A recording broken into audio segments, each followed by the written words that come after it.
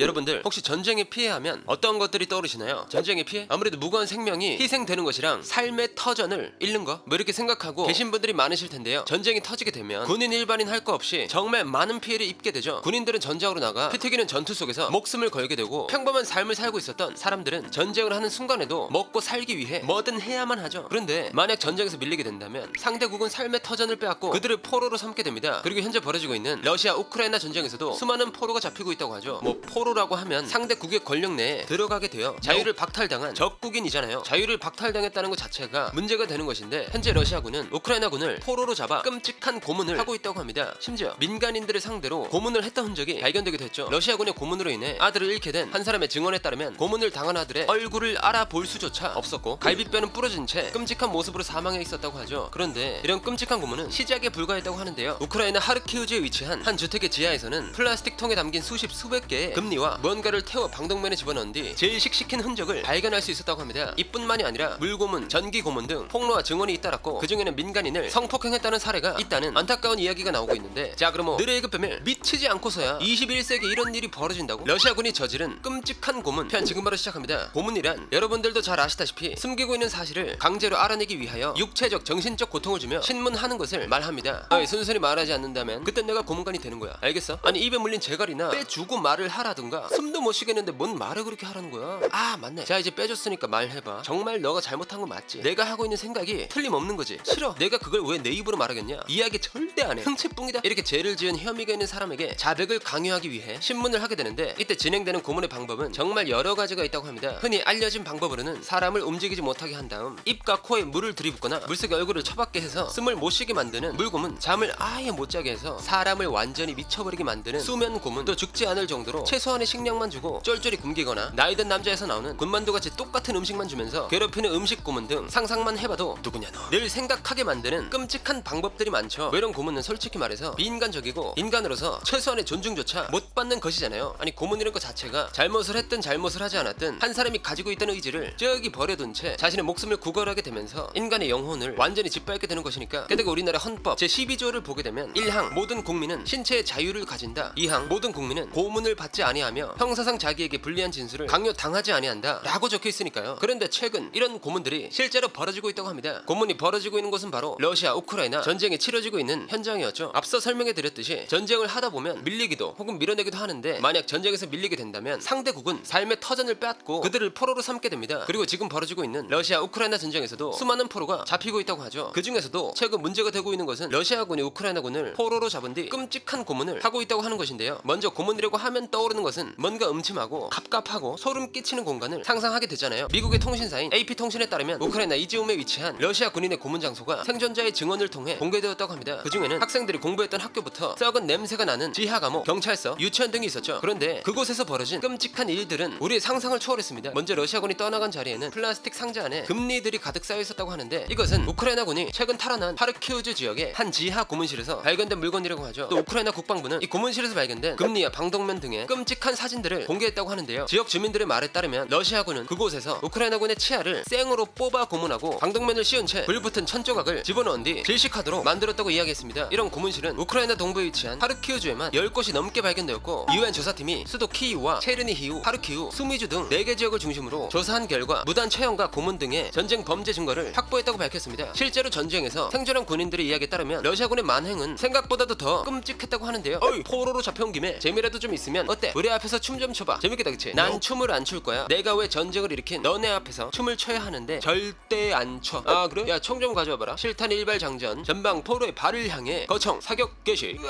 이렇게 러시아군은 포로로 잡은 우크라이나군에게 춤을 추라고 강요한 뒤 자신들의 말에 응하지 않자 총으로 그의 발을 쐈다고 하죠. 또 러시아군은 우크라이나군을 발로 차는 건 기본이고 담뱃불로 피부를 쥐지고 심지어는 인변을 온몸에 뿌린 적도 있다고 합니다. 또 현지 시각으로 지난 9월 23일 우크라이나 국방부는 러시아군에 생포되었다가 생환한 포로 미하일로 디아노프의 사진을 공개했죠. 디아노프는 지난 5월 마리우폴 아조우스탈 제철소를 끝까지 지키려 했던 군인 중에 한 명으로 당시 전쟁 중에 팔을 다치고도 현장을 떠나지 않고 덤덤하게 자리를 지켰다고 하는데요. 하지만 러시아군의 포로로 잡힌 뒤 불과 4개월 만에 갈비뼈가 앙상하게 드러날 정도로 야위였고 오른팔은 뒤틀려 구부러진 상태였습니다. 또 가혹행위를 당한 듯 눈과 코는 부풀어 오른 상태였다고 하죠. 이 사진이 우크라이나 국방부 SNS를 통해 공개되면서 결국 우크라이나군 포로의 치료를 위한 병원비 모금 운동이 벌어지게 되었다고 합니다. 이렇게 계속해서 안타까운 소식들이 끊이지 않고 있는 상황인데 최근 우크라이나가 되찾은 북동부 러시아가 하르키우주의 이지움에서 집단 매장지가 발견되었다고 하죠. 그곳에서는 무려 시신 436구가 발굴되었다고 합니다. 그런데 이때 발견된 시신 중 최소 39구에서 손이 묶이거나 총에 맞는 등의 고문 흔적이 발견되었고, 시신 대부분에서 고문 등 폭력적인 죽음의 흔적이 확인되었다고 하죠. 손이 부러지거나 심지어 일부 남성들은 거세된 상태였다고. 뭐 이런 상황은 대부분 러시아 군인의 만행으로 벌어진 일들이잖아요. 하지만 러시아는 관련 의혹에 대해서 여전히 부인하고 있습니다. 이 모든 일들은 전쟁 범죄로 취급되기 때문이죠. 유엔 인권기구에서는 침공 221일째인 10월 2일 기준으로 민간인 6,114명이 사망했다고 공식 발표했습니다. 또한 사상자는 총 9,100여 명으로 집계되고 있는 상황. 뭐 유엔이 접근할 수 없는 지역이라든지 아직 밝혀지지 않는 지역까지 생각을 한다면 실제 고문을 당한 사람들이나 사상자는 더 많을 것으로 예상되고 있네요. 그러나 여기서도 문제가 되는 것은 러시아군이 우크라이나 군인을 잡아서 고문한 것도 큰 문제가 되지만 군인이 아닌 민간인들을 잡은 뒤 고문했다는 이야기가 많이 들려오고 있는 상황입니다. 그러니까 러시아군이 지금 우크라이나군에 복무했다거나 우크라이나 편에 들었다고 의심받던 사람들은 싹 다 잡아놓기 시작한 겁니다. 러시아군은 우크라이나 주민의 집으로 무단으로 들어가 방에 가두고 그곳에서 의심되는 민간인을 발견하면 전기 고문을 진행하기도 하고, 심지어는 아무런 이유 없이 민간인을 살해했다는 증언이 쏟아져 나오고 있죠. 뭐 이런 상황만으로도 21세기에 절대로 벌어져선 안 되는 일이라고 생각이 드는데, 러시아군의 만행은 민간인 고문, 살해로 그치지 않았습니다. 최근 우크라이나 여성인 나탈리아는 영국 일간지 더 타임스의 인터뷰에서 자신이 당한 일에 대해 털어놨다고 하죠. 그녀는 키이우 외곽에 살던 평범한 가정이었습니다. 하지만 전쟁이 터진 이후 러시아군의 진입 소식이 들려왔고 문 앞에 하얀 시트를 걸어 민간인 신분임을 밝혀야만 했죠. 그러나 러시아 군인들은 마당에 있던 강아지를 총으로 쏴 죽이는 등 행패를 부리게 되는데요. 이런 상황을 지켜만 볼 수 없었던 나탈리아 부부는 두 손을 머리 위에 들고 집 밖으로 나오게 되었습니다. 그리고 러시아군과 나탈리아 부부가 얼굴을 마주하고 대화를 하게 되었죠. 어라? 아이고, 나 사람이 사는 줄 몰랐네. 아이고, 죄송하게 됐습니다.